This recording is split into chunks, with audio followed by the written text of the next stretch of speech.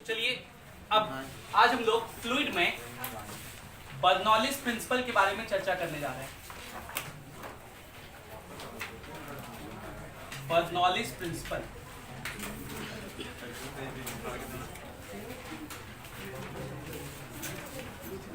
Physics का one of the most important principle में से एक है बर्नौलीज प्रिंसिपल। अगर कुछ देर तक एकदम आराम से पिन ड्रॉप स्टाइल के साथ सुनिए इसको, कोई लिखना नहीं, कुछ नहीं लिखना, मैं सब कुछ लिखवा दूंगा आपको, बोर्ड पे लिखेंगे फिर आप आराम से लिखिएगा। अभी सिर्फ सुनिए आराम से, ठीक है। फ्लूइड में हम लोग 3 पार्ट में क्लासिफाई करते हैं फ्लूइड के स्टडी को। पहले को बोलते हैं फ्लूइड स्टैटिक्स। फ्लूइड स्टैटिक्स, इसमें फ्लूइड जो होता है वो रुका हुआ होता है। इसमें हम लोग पढ़ते हैं फ्लूइड एट रेस्ट। जो दूसरा पार्ट हम लोग फ्लूइड का बनाते हैं उसका नाम है फ्लूइड डायनेमिक्स। फ्लूइड डायनेमिक्स, और फ्लूइड डायनेमिक्स में हम लोग डिस्कस करते हैं वैसे फ्लूइड के बारे में जो मोशन में हो, जो मूव कर रहा हो। और फ्लूइड डायनेमिक्स का सबसे इंपॉर्टेंट टॉपिक क्या है? Bernoulli's principle. तो फ्लूइड डायनेमिक्स में हम लोग क्या डिस्कस करते हैं? Motion of fluid. जैसे आपको काइनेमेटिक्स और लॉज ऑफ मोशन वगैरह याद है ना, सेम चीज। और एक तीसरा टॉपिक है इसमें हम लोग पढ़ते हैं प्रॉपर्टीज ऑफ फ्लूइड। तीसरा टॉपिक में हम लोग क्या पढ़ते हैं? Properties of fluid. फ्लूइड की 2 इंपॉर्टेंट प्रॉपर्टी है। पहला प्रॉपर्टी है विस्कोसिटी और दूसरा प्रॉपर्टी है सरफेस टेंशन। सरफेस टेंशन, ठीक है। सरफेस टेंशन में हम लोग को 2 इंपॉर्टेंट पॉइंट पढ़ना होता है। एक का नाम है excess pressure, concept of excess pressure, और एक दूसरा पॉइंट जो है उसका नाम है कैपिलरी राइज। कैपिलरी राइज, जहां पे एक फॉर्मूला हम लोग पढ़ते हैं इसको बोलते हैं एसेंट फॉर्मूला। विस्कोसिटी में हम लोग 2 इंपॉर्टेंट लॉ पढ़ते हैं। एक को बोलते हैं Newton's law of viscosity, NLV, Newton law के बिना फिजिक्स कैसे पूरा हो। और दूसरा जो लॉ है उसका नाम है स्टोक्स लॉ। दूसरा लॉ का क्या नाम है? Stokes law. इसी में एक और चीज हम लोग पढ़ते हैं उसका नाम है कॉन्सेप्ट ऑफ रेनॉल्ड्स नंबर। इसी में हम लोग क्या पढ़ते हैं? Concept of Reynolds number. और एक और इंपॉर्टेंट फॉर्मूला उसको बोलते हैं अनड्रेड फॉर्मूला। अनड्रेड एक साइंटिस्ट थे, उनके ऑनर में बोलते हैं अनड्रेड फॉर्मूला, वो भी पढ़ते हैं। फ्लूइड डायनेमिक्स में जो 2-3 बात इंपॉर्टेंट है वो सारी बात आज हम लोग कर लेंगे। एक है बर्नौलीज प्रिंसिपल। बर्नौलीज प्रिंसिपल इसी से रिलेटेड है equation of continuity. Equation of continuity, और इसी से रिलेटेड है Torricelli's law. Torricelli's law and velocity of efflux. Velocity of efflux. Fluid statics में हम लोग को फ्लूइड प्रेशर के बारे में पढ़ना होता है, जो कि हम लोग जानते हैं, पहले ही पढ़े हैं कि फ्लूइड के h हाइट के वजह से प्रेशर कितना होता है? h रो जी। फ्लूइड स्टैटिक्स में एक और चीज जो हमें पढ़ना होता है वो है आर्किमिडीज प्रिंसिपल। और आर्किमिडीज प्रिंसिपल ये कहता है कि अगर किसी सॉलिड को किसी लिक्विड में पूर्णतः या अंशतः, कंप्लीटली या फिर पार्शियली इमर्स्ड करते हैं, तो वो लिक्विड उस सॉलिड पर ऊपर की तरफ एक फोर्स लगाता है, जिस फोर्स को हम लोग अपथ्रस्ट फोर्स कहते हैं। क्या कहते हैं? अपथ्रस्ट फोर्स, या फिर बाइंड फोर्स कहते हैं। FB से लिखते हैं, जिसका फॉर्मूला होता है V रो G के बराबर। क्या फॉर्मूला होता है? V रो G। V क्या है? Volume of liquid displaced. Volume of liquid displaced. Rho क्या है? Density of liquid. और g क्या है, acceleration due to gravity. Volume of liquid displaced उतना ही होता है जितना volume of body in the liquid है। Volume of body in the liquid, जितना भी बॉडी वॉल्यूम, जितना भी बॉडी का वॉल्यूम होगा जो आप लिक्विड में डालेंगे, उतना स्पेस वो छेक लिया, उतना स्पेस वो लिक्विड को हटाएगा। भाई वॉल्यूम क्या होता है, स्पेस, जगह। तो कहीं पे कोई चीज रखने के लिए उतना स्पेस खाली तो होना चाहिए, तभी उसको रख पाएंगे। जैसे मान लीजिए मुझे यहाँ पे कोई चीज रखना है, तो जो वही चीज रखेंगे उतना स्पेस यहाँ खाली होना चाहिए, तभी तो रख पाएंगे। नहीं खाली हो तो रख पाएंगे क्या, नहीं रख सकते। तो हम लोग कोई चीज को वहां तभी रखते हैं, और अगर रखते हैं तो वहां पे जो लिक्विड होगा उसको क्या कर देगा, वो डिस्प्लेस कर देगा। इसलिए volume of liquid displace volume of body के ही बराबर होता है, जितना बॉडी उस लिक्विड में है। ये बात ध्यान रखना। अगर पार्शियली इमर्ज्ड है तो जितना पार्ट उस लिक्विड के अंदर है उसके ऊपर बात करते हैं। और फ्लूइड स्टैटिक्स में एक टॉपिक और जो है उसका नाम है बैरोमीटर, जिसके बारे में हम लोग ऑलरेडी पढ़ चुके हैं। कहां पर, केटीजी एंड थर्मोमीटर। तो ये हम लोग पढ़ेंगे नहीं वापस से। केटीजी प्लस थर्मो के लेक्चर्स को डिस्कस करते वक्त शायद L14 या 15 में कहीं मैंने पूरा आपको बैरोमीटर पढ़ा दिया था, वो हम लोग वापस से नहीं पढ़ेंगे। फ्लूइड स्टैटिक्स में एक और बात जो हम लोग को पढ़ना होता है वो है मैनोमीटर। छोटा सा टॉपिक है मैनोमीटर, ये हम लोग फ्लूइड स्टैटिक्स में पढ़ते हैं। लेकिन आज फ्लूइड का पहला लेक्चर जो हम शुरू करने जा रहे हैं वो बर्नौलिस प्रिंसिपल से शुरू करने जा रहे हैं। इसके दो वजह हैं। पहला वजह ये है, हालांकि शुरुआत करने का सही तरीका है पहले आप फ्लूइड स्टैटिक्स पढ़िए, फिर आप फ्लूइड डायनेमिक्स पढ़िए, फिर आप प्रॉपर्टीज ऑफ फ्लूइड पढ़िए। लेकिन इन सब में जो सबसे इंपॉर्टेंट आपके स्कूल एग्जामिनेशन के लिए अभी सबसे पहला है वो क्या है, बर्नौलिस प्रिंसिपल। और एक और बात जो सबसे इंपॉर्टेंट पड़ता है वो है स्टोक्स लॉ। तो अगर मैं एक एक करके विधिवत तरीके से पढ़ाऊंगा तो जब तक बर्नौलिस प्रिंसिपल आता है तब तक बच्चा लोग एग्जॉस्ट हो जाता है, इतना पढ़ना है। और फ्लूइड को फ्लूइड मैकेनिक्स कहते हैं, मतलब फ्लूइड्स में जितनी भी मैकेनिक्स की बातें वो सब यूज होगा। मतलब मैकेनिक्स आपको पूरा पता होना चाहिए, वर्क पर energy, kinematics, laws of motion, circular motion, ये सब कॉन्सेप्ट वापस से यहाँ लिखेंगे हम लोग, वापस से पढ़ेंगे, हर जगह क्वेश्चन में यूज होगा इन सब चीजों का। इसलिए फ्लूइड पढ़ने के लिए मैकेनिक्स का नॉलेज होना चाहिए आपको। उन सब चीजों का रिकॉल करते हैं तो जब क्वेश्चंस करते हैं तो बच्चा एग्जॉस्ट हो जाता है बर्नौलिस प्रिंसिपल तक पढ़ते पहुंचते। तो इसका जो मजा है ना, वो मजा वो उठा नहीं पाता।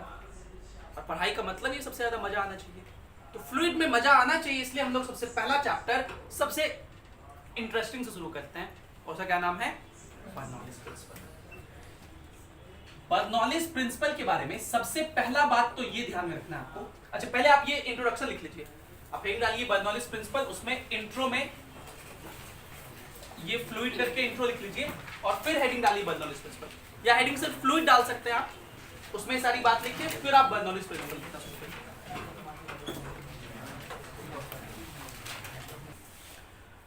तो सबसे पहले बर्नौलिस प्रिंसिपल जो है वो एक लॉ पर बेस्ड है, and this law is law of conservation of energy.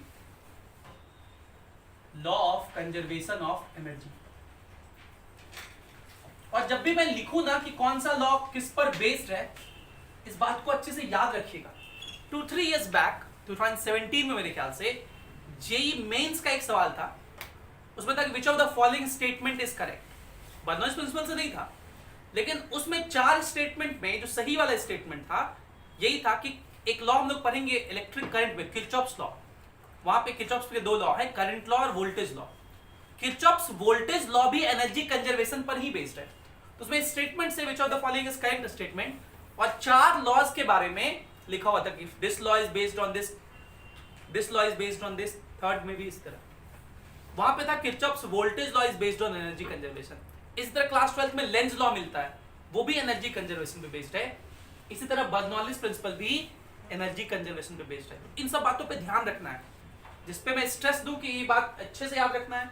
इस पे पहले आ चुका है क्वेश्चन, उस पे आने का चांस ज्यादा रहता है, ठीक है। वही क्वेश्चन नहीं आएगा लेकिन उसी के जैसा क्वेश्चन आता है।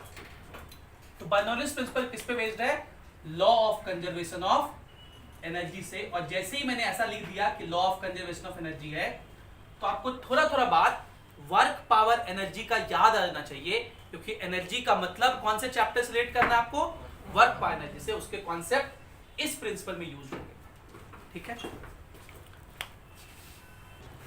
तो बर्नौलीज प्रिंसिपल कौन से लॉ पे बेस्ड है, law of conservation of energy पे। क्या कहता है ये प्रिंसिपल?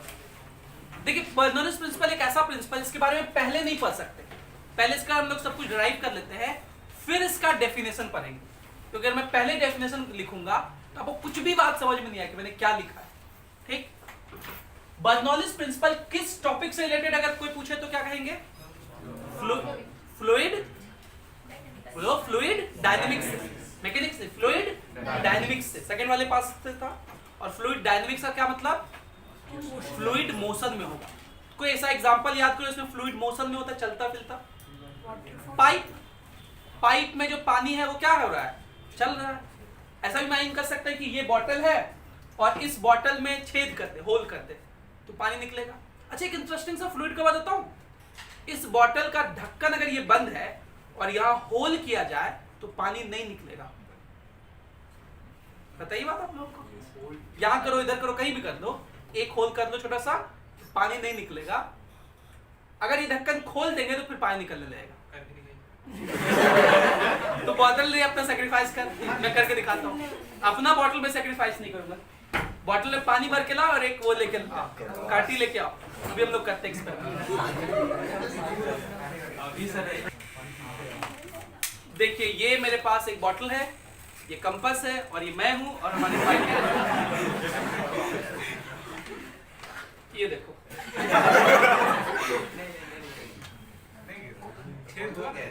हाँ भाई छेद उसको दबाएंगे तो गिरेगा, लेकिन सिर्फ ऐसे रखे रहने से ये होल है लेकिन पानी नहीं गिर रहा। हमें बता रहा हूँ, रीजन बता रहा हूँ। और अगर इस ढक्कन को खोल दिया जाए, देखिए मैं नहीं चाहता हूँ कि नीचे से दबे, कैसे मैंने नीचे से नहीं दबाया, ये ध्यान रखें। देखिए अच्छा इसका मोशन कैसा है, प्रोजेक्टाइल है। ये कितने वेलोसिटी से निकलेगा ये भी अभी हम लोग चर्चा करेंगे। इसका ये रेंज कितना होगा वो भी चर्चा करेंगे। कितने टाइम में एक पार्टिकल यहां से गिर के आ जाएगा ये भी चर्चा करेंगे। अभी देखिए मैं वापस से बंद कर देता हूं। जादू नहीं है ये यही बर्नौलीज प्रिंसिपल है। अभी हम लोग इसको पढ़ेंगे। ये जो पानी बाहर निकलता है इसी को हम लोग बोलते हैं वेलोसिटी ऑफ इफ्लक्स। ये जो पानी बाहर निकल रहा है इसको क्या बोलते हैं, वेलोसिटी ऑफ। ये कितने वेलोसिटी से बाहर निकलता है इसको टॉर्सली ने कैलकुलेट किया with the help of Bernoulli's principle of course. और उस वेलोसिटी का फार्मूला भी लोग पहले पढ़ चुके हैं। अगर वेलोसिटी का एक तुक्का मारना हो फार्मूला तो क्या मारोगे, √2gh। बोलो सब जगह वेलोसिटी का फार्मूला क्या मिलता था, √2gh। यही इसका फार्मूला होता है। कितना हाइट पानी का उस होल के ऊपर है उसी वेलोसिटी से निकलता है √2gh। h क्या है, उस होल के ऊपर के पानी का हाइट। ऑब्वियस बात है उसके ऊपर का ही हाइट लेंगे, नीचे कैसे लेंगे। अगर मान लो ये पानी का लेवल इस होल के नीचे हो जाए तो क्या निकलेगा पानी, नहीं निकलेगा। तो हाइट जो होता है वो कौन सा हाइट होता है, पानी के होल के ऊपर का। और ये पानी जो निकलता है प्रोजेक्टाइल पाथ था, ये देखे आप लोग। हाँ तो उस प्रोजेक्टाइल वाली बात भी सारा आगे यूज होगा। चलिए भाई इसको रखते हैं यहाँ। तो ये सारा कुछ किससे रिलेटेड है, बर्नौलीज प्रिंसिपल से। बर्नौलीज प्रिंसिपल बहुत इंटरेस्टिंग है। आप लोग डीओ यूज किए हैं, वो डीओ भी इसी बर्नौलीज प्रिंसिपल पे काम करता है, हम लोग बात करेंगे। एरोप्लेन जो होता है वो भी इसी बर्नौलीज प्रिंसिपल पे काम करता है। अभी इसको बंद कर दो ये गेट। अभी इंडिया और ऑस्ट्रेलिया इंग्लैंड का मैच चल रहा है ना, टेस्ट मैच, आज डे नाइट मैच है मोटेरा में। तो वो जो स्विंग बॉलिंग आप लोग जानते हैं, उसमें फास्ट बॉलर स्विंग बॉलिंग कराता है, वो भी इसी बर्नौलीज प्रिंसिपल बेस्ड है। और इन सारी बातों का चर्चा आज हम लोग करेंगे। उससे पहले लेकिन बर्नौलीज प्रिंसिपल को डिराइव करना सीखते हैं, जो डेरिवेशन आपके स्कूल एग्जाम में आएगा और उसका एप्लीकेशन है ये सब। टॉर्सलीज लॉ, एक डिवाइस होता है उसको बोलते हैं वेंचुरी मीटर। वेंचुरी मीटर जो डीओ बोलते हैं उसको फिजिक्स के लैंग्वेज में एटोमाइजर कहते हैं। क्या कहते हैं, एटोमाइजर। डीओ तो एक स्पेसिफिक यूज हो गया उस प्रिंसिपल का, मतलब जिसमें भी दबाने से कुछ चीज बाहर निकलता है, चाहे वो डीओ हो, चाहे सेंट हो, चाहे भी हम लोग वो सैनिटाइजर का बॉटल यूज करते हैं उसमें भी वही रहता है, उसको बोलते हैं एटोमाइजर। इसी तरह जो मैग्नस इफेक्ट है, वो स्विंग बॉलिंग है, स्विंग बॉलिंग क्या होता है उसके बारे में चर्चा करेंगे, कैसे प्लेन लिफ्ट होता है इसके बारे में चर्चा करेंगे। चलिए इस चर्चा को शुरू करते हैं। बर्नौलीज प्रिंसिपल फ्लूइड डायनेमिक्स से रिलेटेड है, तो किससे रिलेटेड है? Related to fluid in motion, related to fluid in motion. और उसके बाद आप एक पाइप बना लेंगे, ये देखिए एक पाइप है,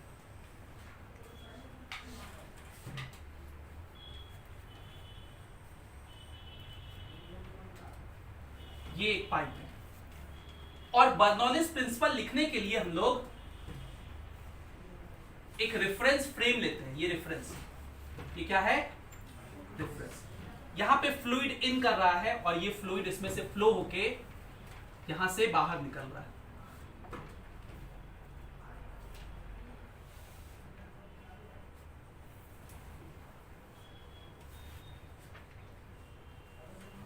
ये v2 वेलोसिटी से बाहर निकल रहा है और जब यहां इन कर रहा है तो इसका वेलोसिटी कितना है? v1। कितने वेलोसिटी से इन कर रहा है? ये जो सेंटर है, इस सेंटर का हाइट h2 कहेंगे और इस सेंटर का हाइट h1 कहेंगे।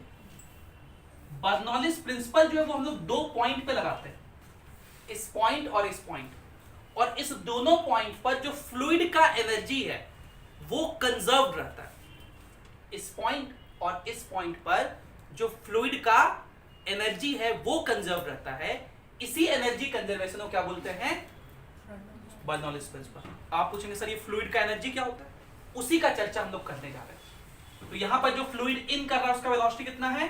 v1। v1 वेलोसिटी से ये इन कर रहा है और यहां पर जो फ्लूइड बाहर निकल रहा है वो कितने से बाहर निकल रहा है? v2 वेलोसिटी से। अब ध्यान दीजिएगा, इस पाइप में पानी अपने आप तो नहीं आ रहा होगा, ये पाइप का एक क्रॉस सेक्शन है, मतलब बहुत लंबा सा पाइप होगा, उस पाइप का हम बीच का एक क्रॉस सेक्शन का चर्चा कर रहे हैं। तो इस क्रॉस सेक्शन पर इधर से एक प्रेशर लग रहा होगा जिसको हम लोग कहेंगे P1। क्या कहेंगे? P1 प्रेशर लग रहा होगा और इस क्रॉस सेक्शन पर इधर से एक प्रेशर लग रहा होगा, उसको हम लोग कहेंगे P2। ठीक है। अब देखिए हम लोग इसको प्रूफ करने के लिए एक इक्वेशन लिखते हैं, इसको बोलते हैं इक्वेशन ऑफ कॉन्टिन्यूटी, और इस इक्वेशन को याद रखना है। तो पहला बात जो हम लोग डिस्कस करने जा रहे हैं उसमें ये क्या है? Equation of continuity. Equation of continuity, ये इक्वेशन कहता है कि अगर इस क्रॉस सेक्शन का एरिया A1 है और इस क्रॉस सेक्शन का एरिया A2 है, A2 है क्रॉस सेक्शनल एरिया यहां का, तो A1 V1 is equals to A2 V2 होगा। A1 V1 is equals to, मतलब A इंटू V का प्रोडक्ट कांस्टेंट रहेगा, मतलब वेलोसिटी जो होगा वो एरिया के इनवर्सली प्रोपोर्शनल होगा। इस तीनों बात को, तीनों एक ही बात है, इस तीनों बात को हम लोग किस नाम से जानते हैं? इक्वेशन ऑफ कॉन्टिन्यूटी के नाम से जानते हैं। इन तीनों बातों को हम लोग इक्वेशन ऑफ कॉन्टिन्यूटी के नाम से जानते हैं। A1 V1 is equals to A2 V2, या A इंटू V का प्रोडक्ट कांस्टेंट रहेगा, या वेलोसिटी एरिया के इनवर्सली प्रोपोर्शनल होगा। ये बात कोई बड़ा बात नहीं है, बहुत छोटा सा बात है, आप लोग जानते हैं इस बारे में, खाली विजुअलाइज नहीं कर पा रहे हैं अभी। मैं विजुअलाइज करवाऊंगा तो आपने हाँ सर बिल्कुल सही कह रहे हैं। कभी पाइप से पानी पटाया हो? तो अगर पाइप सोचो ऐसे है, उससे पानी निकल रहा है, अगर हम लोग पाइप का मुंह को थोड़ा सा बंद कर दें, अंगूठे से थोड़ा बंद कर दे, थंब से, तो एरिया कम हो जाता है, वो वेलोसिटी क्या हो जाता है? इंक्रीज होता है ना। यही चीज मैं कह रहा हूँ, वेलोसिटी जो है इनवर्सली प्रोपोर्शनल टू एरिया। लेकिन पहली बात है कि भाई सर ऐसा कैसे हो गया? मैथमेटिकली तो प्रूफ करके दिखाइए कि ये A1 V1 is equals to Q A2 V2 होगा। तो इसका भी मैथमेटिकल प्रूफ है और वो इसी के अंदर आता है, कोई अलग से बात नहीं पा रहे हम लोग ये। तो ये जो इक्वेशन ऑफ कॉन्टिन्यूटी है ये भी किसी लॉ पर बेस्ड है, और ये किस लॉ पे बेस्ड है? ये बेस्ड है based on law of conservation of mass, based on law of conservation of मास। तो कल को अगर ये सवाल आए कि जो इक्वेशन ऑफ कॉन्टिन्यूटी है वो किस लॉ पर बेस्ड है, तो आपका जवाब क्या होगा? लॉ ऑफ कंजर्वेशन ऑफ मास पर ये लॉ बेस्ड है। मास तो कंजर्व रहता है हमेशा। ये लॉ कहता है कि देखिए भाई, अगर dt टाइम आप इमेजिन करें, कितना समय? dt time. तो dt टाइम में मान लीजिए ये जो ट्यूब है, इसमें ये जो फ्लूइड है वो कितना डिस्टेंस ट्रेवल किया होगा। सुनिएगा ध्यान से, पानी इसमें इन कर रहा है, तो कोई पानी का मॉलिक्यूल का या मास का इमेजिन करते हैं हम लोग, वो मास v1 वेलोसिटी से चल रहा है। dt टाइम में वो इतना यहां से जो पहले यहां पे था वो चल के यहां तक आ गया होगा। बोलिए, इस लेंथ को हम लोग क्या लिख रहे हैं? कितना लिखेंगे इसको? v1 dt। v1 dt, dt time में कितना मास इन करेगा, इसको बोलते हैं मास इन। इतना मास इन कर गया इस क्रॉस सेक्शन में, क्योंकि पाइप में मास कहीं रुका हुआ नहीं रह सकता, पानी रुका हुआ नहीं रह सकता। इधर से पानी आ रहा है, इधर से पानी को निकलना पड़ेगा, नहीं तो पानी पाइप तो फट जाएगा ना जी। पानी रुका हुआ रह सकता है क्या? बोलेगा बहुत देर से चलते हुए आ रहे, थोड़ा थक गया है, रुक जाते हैं, ऐसा कहेगा क्या? वो तो चलते रहेगा। तो dt टाइम में इतना पानी इन किया, बोलिए इतना ही पानी को dt टाइम में क्या होना पड़ेगा? निकलना पड़ेगा। तो वो इधर हम दिखाएंगे, लेकिन इधर दिखाएंगे तो समझ में नहीं आएगा ना, इसलिए हम यहां दिखा रहे हैं। ये लेंथ लिखेंगे v2 dt, ये लेंथ लिखेंगे v2 dt, क्योंकि यहां पे जब निकल रहा तो उसका स्पीड कितना था? v2। तो इतना पानी बाहर निकलेगा। ये यहां का पानी नहीं, ये जो आगे निकल चुका है, आप इसको ऐसे समझिए, पाइप में तो पूरा पूरा पानी भरा हुआ है हर इंस्टेंट पे। किसी इंस्टेंट पे जितना पानी इन किया उतना ही पानी यहां से क्या हो रहा होगा? बाहर निकल रहा होगा, क्योंकि पानी तो स्पेस ले रहा होगा ना जी। समझ रहे हैं आप मेरी बात? तो law of conservation of mass क्या कहता है कि mass in is equals to mass out. अब मास का फॉर्मूला तो आप लोग जानते हैं, मास का फॉर्मूला क्या होता है? Volume into density. यहां का वॉल्यूम कितना है? तो यहां का वॉल्यूम लिखेंगे area A1 into length. Area into length volume होता है, क्या लिखेंगे बताइए? A1 into V1 dt। ये क्या हो गया? वॉल्यूम। एरिया इंटू लेंथ क्या हो गया? इंटू डेंसिटी, ये हो गया मास। बोलिए, और यहां पर वॉल्यूम कितना होगा बताइए? Area A2 V2 dt into rho. और हम ये मान के चल रहे हैं कि जो डेंसिटी यहां पे था वही डेंसिटी, मतलब ये सारी बात पढ़ने के लिए एक कंडीशन क्या हो गया कि डेंसिटी क्या रहना चाहिए? कांस्टेंट। डेंसिटी कांस्टेंट रहना चाहिए। फ्लूइड मैकेनिक्स थर्ड ईयर के मैकेनिकल इंजीनियरिंग और सिविल इंजीनियरिंग का एक बहुत इंपॉर्टेंट टॉपिक है। सॉरी, थर्ड ईयर में मैंने कह दिया, थर्ड सेमेस्टर के। थर्ड सेमेस्टर में हम लोग उसका थ्योरी पढ़ते हैं, फोर्थ सेमेस्टर में सेम चीज का पूरा लैब करते हैं। फ्लूइड एग्जैक्टली ऐसा नहीं होता कि उसका डेंसिटी कांस्टेंट रहे। पानी अगर इमेजिन करें तो उसका डेंसिटी कांस्टेंट नहीं होता है। पानी का डेंसिटी कभी कभी चेंज हो जाता है, लेकिन मोटा मोटे उसका डेंसिटी क्या रहता है? कांस्टेंट रहता है। बहुत रेयर केस में चेंज करता है। जब डेंसिटी चेंज कर जाए, इसको हम लोग बोलते हैं कंप्रेसिबल लिक्विड।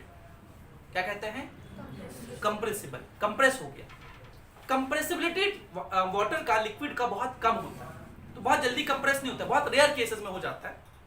लेकिन जब डेंसिटी कांस्टेंट रहे उसको बोलते हैं इनकंप्रेसिबल। क्या कहते हैं? इनकंप्रेसिबल। और बर्नौलिस प्रिंसिपल या इक्वेशन ऑफ क्वांटिटी जब हम लोग पढ़ते हैं तो ये मान के चलते हैं कि डेंसिटी क्या है? कांस्टेंट है। इसका मतलब जो लिक्विड होना चाहिए वो क्या होना चाहिए? इनकंप्रेसिबल होना चाहिए। क्या होना चाहिए? तो अगर आपसे कभी कोई पूछ दे कि बर्नौलिस प्रिंसिपल कौन से लिक्विड के लिए है, तो आप कहेंगे वो लिक्विड क्या होना चाहिए? इनकंप्रेसिबल लिक्विड होना चाहिए। ठीक है, ये पहला कंडीशन मैंने कहा। दूसरा कंडीशन, हम लोग जानते हैं लिक्विड में विस्कोसिटी होता है, जो उसके मोशन को क्या करता है? अपोज करता है। हम लोग जो बर्नौलिस प्रिंसिपल पढ़ते हैं वो आइडियल लिक्विड के लिए होता है। किसके लिए होता है? आइडियल। और आइडियल की ही ये सब प्रॉपर्टी होते हैं। कंप्रेसिबल, इनकंप्रेसिबल होगा, नॉन विस्कस होगा। ये जो लिक्विड है कौन सा लिक्विड है? Non viscous. मतलब इसमें विस्कोसिटी नहीं है। तो ये भी ध्यान रखना है कि जब बर्नौलीज प्रिंसिपल वैसे लिक्विड के लगाते हैं जिसमें विस्कोसिटी नहीं है, तो आप पूछेंगे सर अगर विस्कोसिटी होगा तब फ्लूइड डायनामिक्स कैसे चर्चा करेंगे? तो उसके लिए जो फ्लूइड में लॉ चलता है उसका नाम है पॉइजलीज इक्वेशन। जब हम लोग विस्कोसिटी पढ़ेंगे तो हम उसके बारे में चर्चा करेंगे। कौन सा इक्वेशन? पॉइजलीज इक्वेशन। मैं वहां लिख नहीं पाया था विस्कोसिटी में, वो हम लोग इक्वेशन लिखेंगे पॉइजलीज इक्वेशन जब कोई विस्कस लिक्विड फ्लो करता है। बर्नौलीज प्रिंसिपल किसके लिए है? नॉन विस्कस लिक्विड के लिए। इसमें विस्कोसिटी की चर्चा नहीं कर रहे हैं हम लोग। एक और प्रॉपर्टी होता है, ध्यान से देखिएगा। अब इमेजिन करो कि आप एक ट्रेन में चल रहे हैं और अचानक से उस ट्रेन से कूद करके प्लेटफॉर्म पे खड़े हो जाओ। खड़े हो पाओगे या कुछ और हो जाएगा? गिरेंगे नहीं, आप रोटेट करेंगे, रोल करेंगे। आपका जैसे ही पैर जमीन पे आएगा तो आप सामने की तरफ ऐसे लुढ़कते हुए आगे बढ़ेंगे। नाक कान का क्या होगा उसका नहीं पता, लेकिन रोटेट करेंगे। सोच के देखिए, ये जब फ्लूइड इस पाइप में चल रहा होगा तो जो फ्लूइड का एक लेयर होगा उसका टकराव किससे हो रहा है? ये जो रुका हुआ पार्टिकल है पाइप का, उससे टकरा रहा होगा वो, और उसके टकराने के वजह से उसमें एक रोटेशनल टेंडेंसी आ जाता है। कभी कोई डायग्राम देखे होंगे वैसे घूम जाता है ऐसा ऐसा ऐसा करके। इसको बोलते हैं रोटेटिंग फ्लूइड। क्या बोलते हैं? और उसके वजह से भी काइनेटिक एनर्जी होता है, रोटेशन की वजह से भी काइनेटिक एनर्जी होता है। इस डेरिवेशन को करने से पहले हम लोग ये मान के चल रहे हैं कि ये जो फ्लूइड है ये क्या है? नॉन रोटेशनल फ्लूइड है। नॉन रोटेशनल फ्लूइड है। जब आप थर्ड ईयर में, बार बार मेरे मुंह से थर्ड ईयर निकल रहा है, थर्ड सेमेस्टर में जब आप ये पढ़ेंगे फ्लूइड डायनेमिक्स, तो वहां पर आप ये सारा कंडीशन नहीं मानेंगे। वहां पे आप सब कुछ मानेंगे कि हो सकता है कि कंप्रेसिबल है या इनकंप्रेसिबल है, हो सकता है कि ये विस्कस भी है या नॉन विस्कस, हो सकता है कि उसमें रोटेशन भी हो। और इसको मान के यूलर ने एक इक्वेशन ड्राइव किया था। यूलर के इक्वेशन को हम लोग पूरा ड्राइव करते हैं और फिर इन कंडीशंस को जब उसमें पुट करते हैं तो वही यूलर्स इक्वेशन क्या बन जाता है? बर्नौलीज प्रिंसिपल बन जाता है। ठीक है? फ्लूइड में ही एक बहुत इंपॉर्टेंट थ्योरम पढ़ते हैं, स्टोक्स नेवियर थ्योरम। अभी नहीं पढ़ना, अभी से सब साथ नाम सुन के डरना भी नहीं है। कहां पढ़ना है हम लोग को? आगे इंजीनियरिंग के कोर्सेज में। अभी बस इतनी बातें ध्यान रखनी है, क्योंकि जब हम लोग इसका डेफिनेशन लिखे ना बर्नौलीज प्रिंसिपल का, तो वहां लिखेंगे कि किसके लिए वैलिड है, तो कहेंगे incompressible, non viscous, non rotational fluid. और ऐसे फ्लूइड को क्या बोलते हैं? Ideal fluid. होता कोई नहीं है, लेकिन मान के चलते हैं, क्योंकि इस पे स्टडी करना आसान होता है। पहले आप बेसिक बातें सीख जाएंगे तो फिर उसके ऊपर धीरे धीरे धीरे धीरे चीजों को ऐड करके स्टडी कर पाएंगे। क्या इतनी बातें क्लियर है? तो बर्नौलीज प्रिंसिपल किस पे बेस्ड है? लॉ ऑफ एनर्जी कंजर्वेशन पे। इक्वेशन ऑफ क्वांटिटी किस पे बेस्ड है? मास कंजर्वेशन पे। मास इन इज इक्वल्स टू मास, दोनों लिखे और दोनों जगह हम डेंसिटी सेम लिए। क्यों सेम लिए समझ गया? क्योंकि हम लोग कैसा फ्लूइड का चर्चा कर रहे हैं? इनकंप्रेसिबल। अब देखिए दोनों में dt dt कट गया, रो रो कट गया, तो a1 v1 इक्वल्स टू क्या प्रूफ हो गया? इजी पीजी, बहुत आसान सा प्रूफ है। a1 v1 is equals to a2 v2 का। इस पे भी सवाल बनते हैं, हम लोग सवाल जब डिस्कस करने लगेंगे तो आएंगे कि सब पे बहुत आईआईटी ने खूब सवाल पूछे, जेईई मेंस नीट ने खूब सवाल पूछे। अब आ जाते हैं हम लोग बर्नौलीज प्रिंसिपल के प्रूफ पर। बर्नौलीज प्रिंसिपल कहता है कि भाई हम लोग वर्क एनर्जी थ्योरम पढ़े हैं ना, लेकिन आज तक वर्क एनर्जी थ्योरम किसके लिए लगाते थे? किसी ब्लॉक के लिए, किसी सॉलिड के लिए। लिक्विड के लिए तो कभी नहीं लगाए। तो क्यों भाई, लिक्विड से क्या परहेज है? वर्क एनर्जी थ्योरम तो एनर्जी कंजर्वेशन के ऊपर, और वो तो सबके लिए वैलिड है। थोड़ी लिखे सिर्फ सॉलिड के लिए है, वर्क एनर्जी थ्योरम सबके लिए वैलिड है। तो आज वर्क एनर्जी थ्योरम किसके लिए लगाया जाए? इस फ्लूइड के मोशन के लिए लगाया जाए। चलिए लगाते हैं। वर्क एनर्जी थ्योरम आपको याद है? Work done by all forces is equals to change in kinetic energy, जब ऑल फोर्सेस लिखते हैं तो। और जब हम लोग work done by normal tension friction, पहले आप लोग इतना ही जानते थे, प्रेशर की वजह से भी फोर्स होता है, जिसको बोलते हैं force is equals to pressure into area. उसको भी हम लोग यहां लिखेंगे। तो NTF और FP क्या है? प्रेशर। तो प्रेशर की वजह से जो फोर्स होगा उसकी वजह से भी आप यही लिखेंगे, and this is equals to change in mechanical energy. Change in mechanical energy का मतलब final mechanical energy minus normal tension friction. यहां कोई नहीं लग रहा, नॉर्मल किसी से कांटेक्ट नहीं, कोई सरफेस से, तो उसकी बात नहीं करते, वो तो ब्लॉक के बीच लगता है, धागा है नहीं, टेंशन नहीं होगा। फ्रिक्शन देखिए विस्कस नहीं है, नॉन विस्कस, इसलिए फ्रिक्शन की बात नहीं कर रहे हैं। क्योंकि ये तीन फोर्स नहीं लग रहे हैं तो सिर्फ और सिर्फ वर्क किसके द्वारा होगा, और वर्क क्या होता है, फोर्स इनटू डिस्प्लेसमेंट। तो देखिए प्रेशर की वजह से फोर्स पहले लिखिए, यहां पर फोर्स कितना लिखेंगे, P1 A1, ये हो गया फोर्स, और ये फोर्स किधर होगा, जिधर प्रेशर लग रहा है उधर ही फोर्स होगा। तो प्रेशर लग रहा है इधर P1, तो फोर्स भी किधर होगा, इधर ही। ये डिस्प्लेसमेंट कितना है, V1 dt, इधर ही की तरफ, लिक्विड इसमें यहां इन कर रहा है, तो फोर्स इनटू डिस्प्लेसमेंट, और दोनों सेम डायरेक्शन में, अपोजिट सेम डायरेक्शन में। तो क्या लिखे थे हम लोग बताइए, P1 A1, ये हो गया फोर्स इनटू डिस्प्लेसमेंट कितना हो गया, V1 dt, ये हो गया फोर्स इनटू डिस्प्लेसमेंट, दोनों सेम डायरेक्शन में, इसलिए क्या लिखे प्लस। अब यहां चलिए, ये लिक्विड मैंने कहा था कि ये यहां का नहीं है, ये कहां का है, ये बाहर का है, यहां का है, लेकिन उसको हम दिखाएंगे कैसे वहां, इसलिए यहां दिखाए। तो ये लिक्विड यहां से बाहर निकल रहा है, तो प्रेशर तो इधर लग रहा है, और ये लिक्विड किधर निकल रहा है, इधर। तो जो वर्क होगा पॉजिटिव के नेगेटिव, नेगेटिव होगा। यहां पर फोर्स चलिए, कितना फोर्स, P2 A2, बोलिए, ये हो गया फोर्स, और डिस्प्लेसमेंट कितना, V2 dt, ये हो गया वर्क टोटल। वर्क लिख दिए, वर्क इज इक्वल्स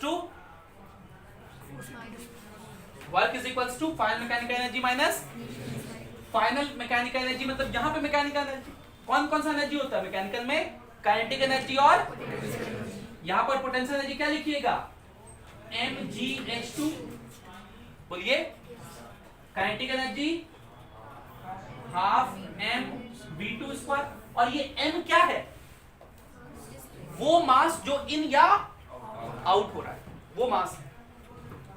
ये हो गया final mechanical energy minus initial, क्या लिखेंगे यहां पर, mgh1 minus half mv1 square, और ये m क्या है, वो मास जो इन और आउट हो रहा है, मतलब यही वाला टर्म है A1 V1 dt रो, वही वो क्या है, m है, या A2 V2 dt रो, वही वो क्या है, m। तो आप देखिए गौर से, इन दोनों में A1 V1 dt और यहां A2 V2 dt, A1 V1 जितना है A2 V2, तो दोनों को हम A1 V1 समझ सकते हैं, ये जो A2 V2 को क्या समझ सकते हैं, तो इसका यूज यहां कर रहे हैं हम लोग, और इसीलिए A1 V1 dt कॉमन ले रहे हैं, बचा क्या, P1 माइनस, कैसे कॉमन ले, समझ में आया। आगे चलिए, ये सब में देखिए m है, सब में क्या है, और उस m को हम लोग क्या लिख दें, A1 V1 dt रो, m को क्या लिख दें, वो m कॉमन हो गया, बचा क्या, GH2 plus V2 square by 2 minus GH1 minus V1 square by 2। क्या है, क्लियर है, बस एक लाइन और, A1 V1 dt से A1 V1 dt कर दिया है ना, यहां पे क्या बचा हुआ है, P1, यहां क्या बचा हुआ है, माइनस P2, यहां क्या बचा हुआ है, रो GH2 plus half rho V2 square minus rho GH1 minus half rho V1 square. ठीक है, जो माइनस वाले हैं उस सबको इधर भेज देते हैं, वन वाले बेसिकली, वन वाले माइनस में ना, माइनस GH1 और माइनस V1 स्क्वायर बाय 2 रो के साथ, बोलो, उसको इधर भेज देंगे तो प्लस हो जाएगा, और इधर में जो माइनस P2 है उसको इधर भेज देंगे तो प्लस हो जाएगा। तो फाइनली ये सॉल्व होके क्या आएगा, देखिए, तो कहां लिख दें इसको,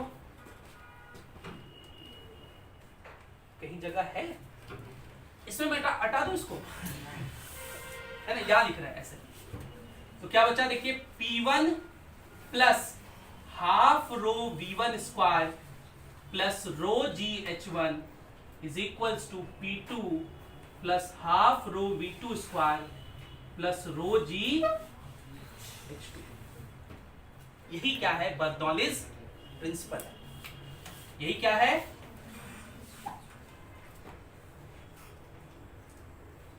यही बर्नौलीज प्रिंसिपल है। बर्नौलीज प्रिंसिपल ये कहता है कि जब भी कोई फ्लूइड और वो कौन सा फ्लूइड होना चाहिए? Incompressible, non viscous, non rotational fluid. Whenever हम अब स्टेटमेंट बोल रहे हैं, according to Bernoulli's principle, when an ideal fluid bracket में incompressible, non viscous and non rotational flows through a tube, then the fluid energy between any two cross section remains conserved, and the fluid energy means, fluid energy का मतलब sum of three energies। और वो तीन energy क्या है? ये जो pressure है ना, इसको हम लोग बोलते हैं प्रेशर। प्रेशर का ही एक और नाम होता है, ये P1 क्या है? प्रेशर। प्रेशर का ही एक और नाम होता है pressure energy per unit volume. अगर आप याद करें वर्क थर्मोडायनेमिक्स का फॉर्मूला, तो क्या था? इंटीग्रेशन P dV, मतलब work basically pressure into volume होता है, प्रेशर इनटू, और वॉल्यूम से डिवाइड कर दो एनर्जी को, तो वीवी क्या हो जाएगा? कट जाएगा। इसलिए प्रेशर का एक और नाम होता है pressure energy per unit volume. Pressure का दूसरा नाम क्या होता है? ये देखो लिखा हुआ है half mv square by volume. Half mv square जो कि काइनेटिक एनर्जी है, by volume, m by v को ही तो रो लिख दिया है। देखो तो ये टर्म जो हाफ रो v1 लिखा हुआ है, ये क्या लिखा हुआ है? Kinetic energy per unit volume. क्या लिखा हुआ है? Kinetic energy per unit volume. ये क्या लिखा हुआ है? mgh बाय v लिखा हुआ है, और m बाय v क्या होता है? रो डेंसिटी, रो gh1। तो ये क्या लिखा हुआ है? Potential energy per unit volume. Same चीज लिखा हुआ है। मैं फिर से कहूं बर्नौलीज प्रिंसिपल क्या कहता है? बर्नौलीज प्रिंसिपल कहता है कि जब भी कोई फ्लूइड, आइडियल फ्लूइड किसी ट्यूब में मूव करता है, तो उसके फ्लूइड एनर्जी का वैल्यू किसी भी दो क्रॉस सेक्शन पे सेम रहता है। और फ्लूइड एनर्जी का मतलब तीन एनर्जी से है, सम ऑफ थ्री एनर्जीज। और वो तीन एनर्जी क्या क्या है? Pressure energy per unit volume, kinetic energy per unit volume और potential energy per unit volume.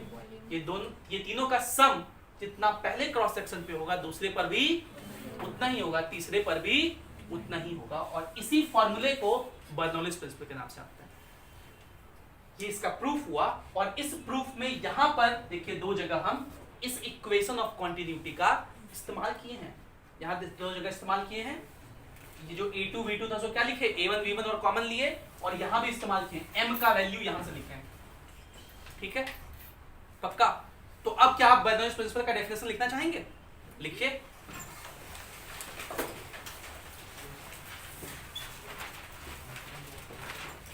लिखिए, according to Bernoulli's principle, according to Bernoulli's principle, according to Bernoulli's principle, comma, when an ideal fluid, when an ideal fluid, when an ideal fluid, bracket में incompressible, non viscous and non rotational,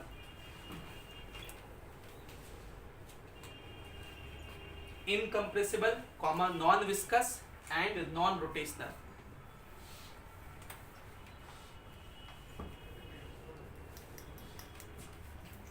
लिखिए, flows through a tube, flows through a tube,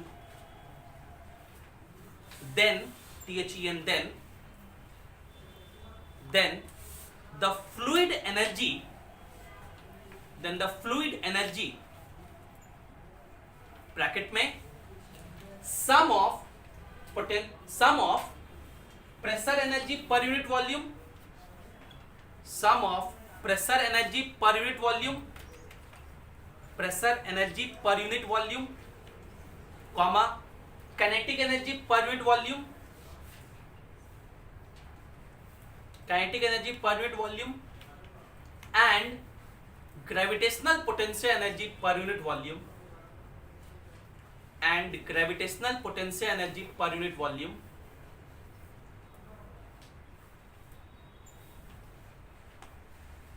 and gravitational potential energy per unit volume, bracket close, bracket close। तो हम लोग लिखे थे fluid energy remains, bracket close के बाद, remains conserve at any two cross section, at any two cross section, at any two cross section, at any two cross section, ठीक है। इसी को क्या बोलते हैं, बर्नौलीज प्रिंसिपल। अब सोचिए अगर मैं ये प्रिंसिपल पहले लिखवा देता तो क्या आप समझ पाते क्या मैं कहना चाह रहा हूं। उम्मीद करता हूं कि अब ये वाला चीज अगर 5 नंबर का आता है तो आप लिख देंगे अच्छे से, पक्का।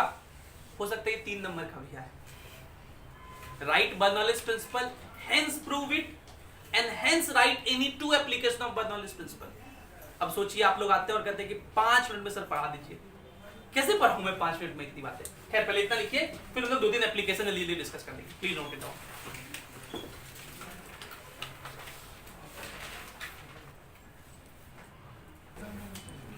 तो हम लोग क्या पढ़े, बर्नौलीज प्रिंसिपल। तो मैं अब इक्वेशन लिख रहा हूं, फॉर्मूला डायरेक्ट लिख रहा हूं।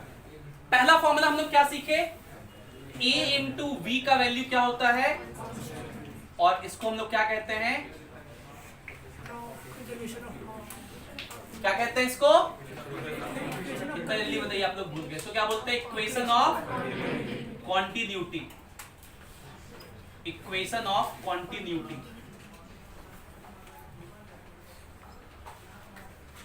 दूसरा जो हम लोग पढ़े वो पढ़े बर्नौलीज प्रिंसिपल, जो कि कहता है कि P plus half rho V square plus rho G H, ये क्या होता है, कांस्टेंट। ये फॉर्मूला याद रखना है, P plus half rho V square plus rho G H is equals to constant. और इसको हम लोग क्या कहते हैं, बर्नौलीज प्रिंसिपल कहते हैं, बर्नौलीज प्रिंसिपल कहते हैं। इसके बारे में 1-2 बात और समझ लीजिए जल्दी से। अगर सेम हॉरिजॉन्टल लेवल पे दोनों पॉइंट है, if same horizontal level is taken, अगर 2 पॉइंट किस पे ले लिया जाए, सेम हॉरिजॉन्टल लेवल पे, तब ये h का वैल्यू तो चेंज नहीं करेगा, और वो भी क्या आ जाएगा, रो जी एच भी कांस्टेंट हो जाएगा, वो कांस्टेंट भी उधर चला जाएगा। तो सेम हॉरिजॉन्टल लेवल पे लिए हम लोग क्या लिख सकते हैं कि P plus half rho V square is equals to constant. कैसा लिखे तो कोई दिक्कत किसी को। और ये बात हमें बताता है, ये बात हमें क्या बताता है कि अगर कहीं पर प्रेशर ज्यादा होगा, दो चीज का सम कांस्टेंट रहना है, मान लो दोनों का सम रहना है 50, अभी ये 20 है, इधर वाला ये 30 है। अगर ये 20 से बढ़ के 25 हो जाए तो इसको 30 से घट के 25 होना पड़ेगा, तभी दोनों का सम 50 रहेगा। अगर ये 20 से बढ़ के 40 हो गया तो इसको 30 से घट के 10 होना पड़ेगा। इसका मतलब कि अगर कहीं प्रेशर ज्यादा है तो वेलोसिटी कम होगा, अगर कहीं वेलोसिटी ज्यादा है तो प्रेशर। तो Bernoulli's principle, in other words,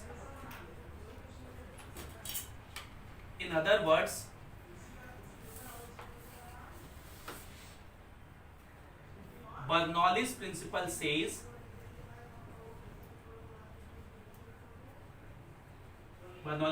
says higher the velocity,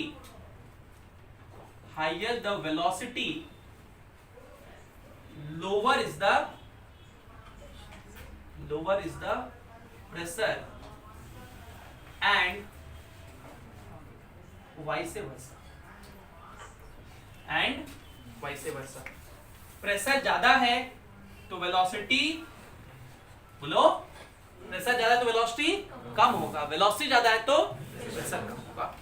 इसी बात का बहुत सारा एप्लीकेशंस है, इसी बात को हम लोग बोलते हैं applications of Bernoulli's principle. Bernoulli's principle कुछ लोग शॉर्ट में बीपी लिखते हैं, ब्लड प्रेशर नहीं समझना है, वो क्या है, बर्नौलीज प्रिंसिपल।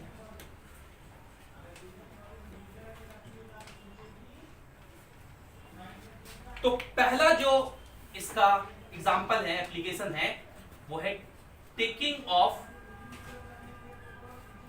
प्लेन।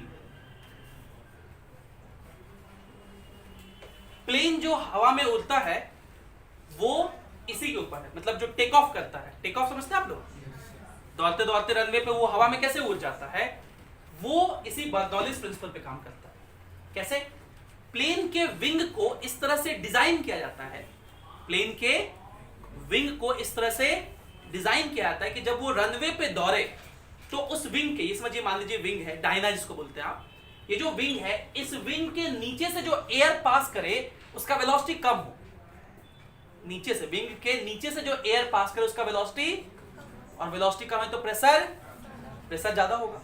ऊपर से जो एयर पास करे उसका वेलोसिटी ज्यादा होगा तो प्रेशर, इस विंग का एफबीडी अगर बनाएंगे तो ऊपर से कम प्रेशर लग रहा है, नीचे से प्रेशर, तो ये क्या हो जाएगा, इस तरह से प्लेन टेक ऑफ करता है।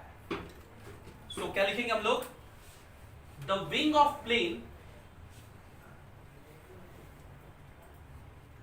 Is designed in such a way that while running on runway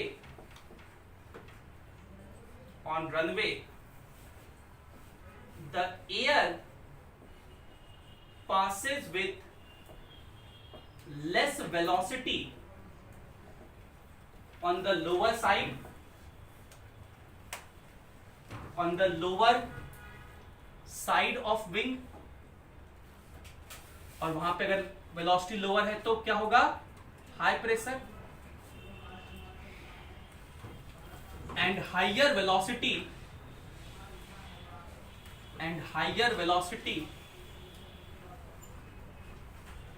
on upper side, तो वहां पे कैसा होगा, लो प्रेशर।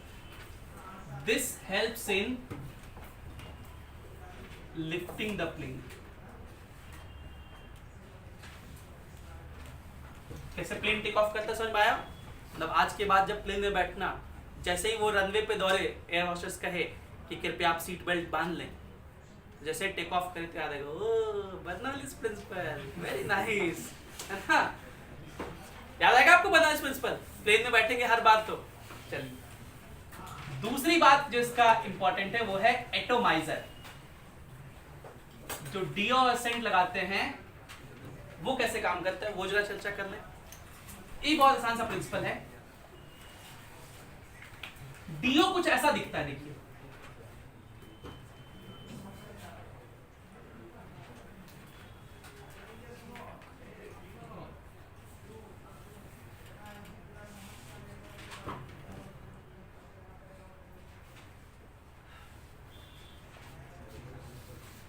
इसको बोलते हैं प्लंजर, जिसको आप पिस्टन भी कहते थे आज तक।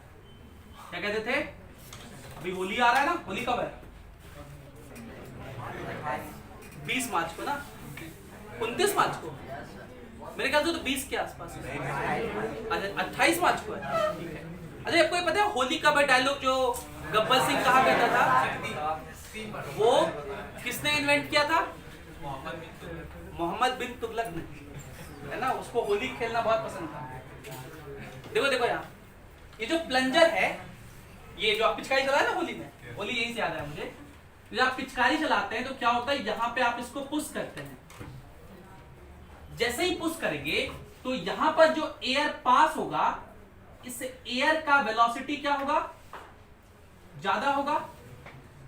बोलिए, ये एयर इससे पास हो रहा है यहाँ से, तो यहाँ पे जो एयर का वेलोसिटी होगा वो क्या होगा, ज्यादा होगा। तो यहाँ पर जो प्रेशर होगा वो क्या हो जाएगा, मतलब इस एरिया का प्रेशर कम है, और वो इतना कम होता है कि यहाँ पे जो लिक्विड भरा हुआ है, सेंट या फिर जो भी, अगर सैनिटाइजर भरा हुआ है, उसका प्रेशर इसके कंपैरिजन में क्या हो, ज्यादा हो। और हम लोग जानते हैं कि कोई भी चीज कहां से कहां मूव करता है, हाई प्रेशर से लो प्रेशर। तो ये लिक्विड बाहर निकल जाता है और इस एयर के साथ मिक्स होकर के बाहर निकलता है। Air plus fluid liquid mixture, ये बाहर निकलता है। ठीक है, तो आप ये डायग्राम बना देंगे और इसका हम लिख देंगे कि when piston is pressed, comma, air passes with high velocity, air passes with high velocity, और high velocity का मतलब लो प्रेशर। जहीं से ही लिख रहे हैं हाई वेलोसिटी का मतलब लो प्रेशर, कि कहां से मतलब पता चल रहा है, बर्नौलीज प्रिंसिपल से, यही उसका एप्लीकेशन है। Air passes with high velocity creating low pressure and helps in lifting और टेकिंग आउट सेंट, डीओ या सैनिटाइजर। ठीक है, इसी को हम लोग बोलते हैं एटोमाइजर। समझ गए? अब एक इसी का होता है कि मैग्नस इफेक्ट, जो हम लोग बोले ना स्विंग बॉलिंग, तो स्विंग बॉलिंग हम लिखवाएंगे नहीं, हम बस समझा दे रहे हैं, हम वीडियो में बोल दे रहे हैं, आप लोग लिख लीजिएगा। Swing bowling, swing bowling. Swing bowling क्या होता है? आप लोग देखे हैं कि क्रिकेटर लोग, अच्छा दो चीज होता है, एक होता है स्विंग, एक होता है स्पिन। स्पिन और स्विंग में अंतर है। स्लोअर बॉल जब टर्न लेता है उसको बोलते हैं स्पिन, उस बॉलर को स्पिनर कहते हैं। फास्ट बॉलर का बॉल अगर अपने लाइन से भटके तो इसको स्विंग कहते हैं। दोनों में फर्क है। स्विंग को खेलना मुश्किल होता है क्योंकि वो बहुत फास्ट बॉल आ रहा है। फास्ट बॉल अपने लाइन से भटके तो बैट्समैन के पास इतना समय नहीं होता उसका लाइन जज करने के लिए, और वो बहुत जल्दी आउट हो जाता है। आप देखे होंगे कि इंडियंस जब बाहर के ऑस्ट्रेलियन पिचेस पे जाते हैं या फिर इंग्लैंड के पिच पे जाते हैं तो वहां पर पिच पर स्विंग ज्यादा होता है, उनके फास्ट बॉलर स्विंग ज्यादा करा सकते हैं। और हमारे बैट्समैन का इन जनरल कैरेक्टरिस्टिक है स्पिन खेलने का, इसलिए वहां जाके कम स्कोर करके आ पाते हैं। सेम हाल उनके साथ होता है। वो जब यहाँ आते हैं तो उनको स्विंग खेलने का आता है और हम लोग क्या खिलाते हैं? स्पिन।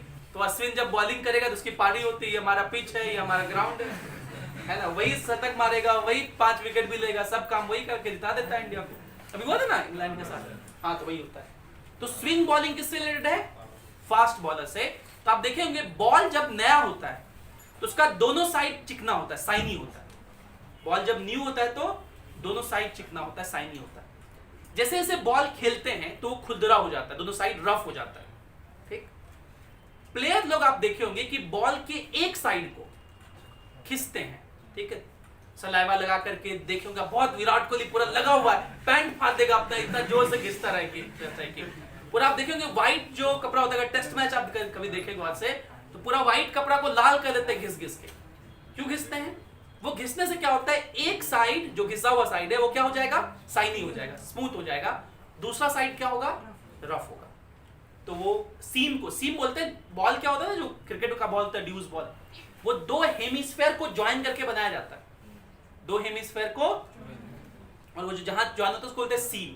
तो सीम के एक साइड जो बॉल होता है वो रफ होता है, दूसरा साइड क्या होता है? साइनी होता है, स्मूथ होता है। ठीक है, फास्ट बॉलर बॉल लेके जब आएगा और फेंकेगा तो एक साइड स्मूथ है, एक साइड क्या है? रफ है। तो जब एयर पास होगा उससे, बॉल जब चल रहा है हवा में तो एयर पास होगा, तो क्या आपको लगता है कि दोनों जगह से एयर सेम पास होगा? जिधर रफ है उधर एयर थोड़ा फंसेगा तो एक साइड एयर का वेलोसिटी क्या होगा?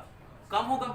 उधर एयर का वेलोसिटी कम है तो प्रेशर, तो उधर साइड प्रेशर ज्यादा होगा, रफ साइड प्रेशर ज्यादा होगा। स्मूथ साइड एयर तेजी से पास करेगा, उधर प्रेशर कम होगा। एक साइड प्रेशर कम, एक साइड प्रेशर ज्यादा। तो जिधर साइनी सरफेस है ना उधर की तरफ बॉल घूम जाता है, इसको स्विंग कहते हैं। क्रिकेट के लैंग्वेज में इसको कन्वेंशनल स्विंग कहा जाता है। क्या कहा जाता है? Conventional swing. ठीक है, समझ गए स्विंग बॉलिंग क्या होता है? कुछ बॉलर्स जो होते हैं वो बहुत कलाकार होते हैं, वो बैट्समैन को उल्लू बनाते हैं। अब मैं वो वर्ड नहीं यूज कर सकता, बैट्समैन को कैसे उल्लू बनाते हैं, तो वो साइनी सरफेस दिखा के लाते हैं और बाद में अपना उंगली फेंक देते हैं। या कभी कोई जब बॉल पुराना होता है तो ऐसा खुद हो जाता है, जिधर उसको जाना चाहिए था बिकॉज ऑफ वेट का, क्योंकि बार बार बॉल मार खाया है तो उसका जो सेंटर ऑफ मास है वो सेंटर से शिफ्ट हो जाता है इधर उधर, तो बोलते हैं बॉल रिवर्स स्विंग होना स्टार्ट कर दिया है। जिधर उसके साइनी सरफेस की तरफ जाना चाहिए था उधर वो नहीं जाता, उसके ऑपोजिट चला जाता है। इसको क्या बोलते हैं? Reverse swing. आप सोच रहे हैं कि आप फिजिक्स के स्टूडेंट हैं, जब आप क्रिकेट मैच देखेंगे तो आपका ज्ञान का लेवल और बाकी के ज्ञान के लेवल में अंतर समझिए, यही मजा है। जब आप स्विंग बॉलिंग करते हुए देखेंगे, बर्नौलिस प्रिंसिपल है ना। कल सोचो तुम नहा के निकलोगे डीओ लगाओगे, Bernoulli's principle, nice perfume, nice fragrance. Sir आप तो ये पिचकारी टाइप का डीओ दिखाया, ऐसा तो डीओ देखे नहीं आप तक। अरे भाई हम एग्जांपल बता, एनसीईआरटी में ऐसा ही बना हुआ है। वो तो पाइप कहीं भी लगा दो, ये वाला पाइप अब इसको पीछे यहाँ लगा दो, इधर में पाइप लगा दो, हम कैसा भी दिखा दिए हैं। डीओ हम थोड़ी यहाँ पे बना के दिखा रहे हैं, हम तो मैकेनिज्म समझा रहे हैं आपको, मैकेनिज्म वैसा ही होता है। तो स्विंग बॉलिंग समझिए क्या होता है, पक्का। इसी का दूसरा एक है मैग्नस इफेक्ट। आप कोई सुने होंगे हरभजन वगैरह को अगर बॉलिंग करते हुए देखे होंगे तो, या कमेंट्री सुने होंगे, बोलता है कमेंटेटर फ्लाइटेड डिलीवरी था, सुने हैं क्या होता है, फ्लाइटेड डिलीवरी, एकदम गजब का गुगली था, एकदम गुगली फेंक दिया। होता क्या है कि अगर किसी बॉल को सीधा फेंका जाए, अगर किसी बॉल को सीधा फेंका जाए और किसी बॉल को टर्न करके फेंका जाए, ऐसे उंगली पे फेर के फेंका जाए, तो क्या दोनों बॉल का ट्रेजेक्टरी सेम होगा? सीधा फेंकेंगे ना तो बॉल ज्यादा दूर जाता है, उसको घुमा के फेंकते हैं तो वो कम दूर जाता है। इसको फ्लाइटेड डिलीवरी कहते हैं। इसका नाम है मैग्नस इफेक्ट, MAGNUS। तो ये चौथा इफेक्ट क्या है, मैग्नस इफेक्ट। ये भी बर्नौलिस प्रिंसिपल पर ही है। और देखो सबको डिटेल में पढ़ने का जरूरत नहीं है, एनसीईआरटी में इसके बारे में लिखा हुआ है, तो अभी मैं यहाँ लिखवा नहीं रहा हूँ, इसको आप एनसीईआरटी से एकदम छापेंगे पूरा अच्छे से लैंग्वेज। लेकिन लैंग्वेज को थोड़ा सुधार लीजिएगा अपने शब्दों में। मैंने आपको कहा था एनसीईआरटी का एक लैंग्वेज पहला प्रोफेसर लिखता है, आपको पता नहीं ये बात। एनसीईआरटी का लैंग्वेज का ही नहीं समझ में आता है। पहला लाइन हो सकता है कोई एक मास्टर लिखता है, दूसरा लाइन दूसरा मास्टर लिखता है। इसलिए एनसीईआरटी के सामने देखेंगे कि जो आभार प्रकट करता है तो 50 मास्टर को प्रकट करता है। पहला लाइन पहला से लिखवाता, हो सकता है एक एक वर्ड दूसरे से लिखवाता हो। इसीलिए जब 50वां वाला पहुंचता है पहला वाला को पास वापस, तो देखता हूँ हम ऊपर बर्नौलिस प्रिंसिपल लिख रहे थे, नीचे पहुंच गया वो स्विंग बॉलिंग के ऊपर, बीच का लाइन कोई और लिखा है 50 लोग, तो वो यहाँ कोई लाइन लिखता है, उसके बाद अगला लाइन 49वां वाला लिखता है, इसलिए समझ में नहीं आता। उसको अपने आप लैंग्वेज में ढाल लीजिएगा। ये बातें क्लियर है? इसके बारे में एक छोटा सा बात मैं बता के निकल जाता हूँ। आज इतना लिख देंगे आपका स्कूल में काम चल जाएगा, बाकी बातें जो वेंचुरी मीटर वगैरह वो अगले क्लास में कर लेंगे हम लोग। स्विंग बॉलिंग के ऊपर एक बार हम एक इंटरव्यू पढ़ रहे थे, इंटरव्यू था या कमेंट्री था याद नहीं मुझे एग्जैक्टली। सचिन तेंदुलकर कमेंट्री आया था। सचिन तेंदुलकर ऑस्ट्रेलिया में बैटिंग कर रहे थे, सचिन तेंदुलकर और राहुल द्रविड़, और उस समय के जाने माने शायद ब्रेटली या ग्लेन मैकग्रा बॉलिंग कर रहे थे। टेस्ट मैच चल रहा था, और आप अगर राहुल द्रविड़ के खेल से वाकिफ हो तो बड़ी खतरनाक खेलते थे, है ना, दीवार कहा जाता था उनको। तो सामने से बॉलर, फास्ट बॉलर ऑस्ट्रेलियन जैसे पिच पे उतना दूर से दौड़ के आए, बॉल को फुल एनर्जी से फेंके, और क्या मजाल की बॉल का डिस्प्लेसमेंट बैट के बाद कहीं हो जाए, वो बैट से टकराए, राहुल द्रविड़ उसको वहीं रोक दे, एकदम वहीं गिरा रह जाए वो बॉल, कहीं ना तस से मस कुछ नहीं। बहुत देर ऐसा खेल चला, सब विकेट गिर चुका था, बस ये दोनों लोग अच्छे से खेल रहे थे। सब विकेट मतलब 9 विकेट नहीं, लेकिन अच्छे अच्छे ऊपर के प्लेयर चले गए थे, और बहुत देर से 200-300 बॉल मैकग्रा फेंक चुका था, तो उसका हालत खराब था, और वो स्विंग बॉलिंग करा रहा है, पूरा खतरनाक स्विंग। तो वो समझ में नहीं आ रहा था ना कि कैसे बैट्समैन को पता चल रहा है कि हम स्विंग किधर कराने वाले हैं। हो क्या रहा था एक्चुअली, वो स्विंग बॉलिंग करा रहा था, और स्विंग बॉलिंग को वो ऐसे लगता था तो साइनी सरफेस दिख जाता था राहुल द्रविड़ को, तो वो रोक लेता था। कुछ देर बाद उसको लगा अच्छा ये देख ले रहा है, कोई बात नहीं, अगली बार हम छुपा के लाएंगे। छुपा के लाएंगे तो कैसे देखेगा, तो वो छुपा के लाया, छुपा के ला के फेंका, तो भी राहुल द्रविड़ रोक लिया। उसको समझ में नहीं आया। कुछ देर खेल जब चला तो उसको पता चला अच्छा एक्चुअली राहुल द्रविड़ और सचिन तेंदुलकर ये बात कर लिए थे। राहुल द्रविड़ ने देखो भाई हमको तो दिखेगा नहीं, लेकिन तुमको तो नजदीक है, तुमको तो दिख जाएगा। तुम क्या करना, अपना जो बैट है वो उधर रखना जिधर साइनी सरफेस है। मतलब तुम ऐसा करना कि सचिन तेंदुलकर अपना बैट इस नॉन स्ट्राइकर एंड पे लेफ्ट हाथ में पकड़े हुए हैं, इसका मतलब साइनी सरफेस लेफ्ट में है, तो राइट हाथ में पकड़े हैं तो राइट में। कुछ देर बाद मैकग्रा को ये बात पता चल गया, बोला अच्छा। इस बार वो ऐसा करके लाया कि दोनों को पता ना चले, मतलब सचिन तेंदुलकर को भी ना दिखे। इस बार वो लेके आया, बॉल फेंका, फिर से राहुल द्रविड़ रोक लिया। वो जाके झल्ला करके एकदम बीच पीच पे सचिन तेंदुलकर और राहुल द्रविड़ देख रहा क्या कर रहा हूं भाई, हो क्या रहा है ऐसे। तो एक्चुअली ऐसा बातचीत हुआ था कि भाई देख अगर हमको दिखेगा लेफ्ट की तरफ तो हम बल्ला लेफ्ट करेंगे, राइट की तरफ दिखेगा तो राइट पे कहेंगे, अगर हमको भी नहीं दिखा तो हम बैट बीच में पकड़ के रहेंगे, है ना। इसका मतलब कि हमको नहीं दिख रहा है तो बॉल के मेरिट के हिसाब से खेल जैसे खेलना है। और बॉल के मेरिट के हिसाब से वो टेस्ट हम लोग बचा ले गए थे। ये भी एक कहानी थी स्विंग बॉलिंग और बर्नौलीज प्रिंसिपल से। मैं उम्मीद करता हूँ ये बात आपको समझ में आया हो। Thank you for being with us, have a great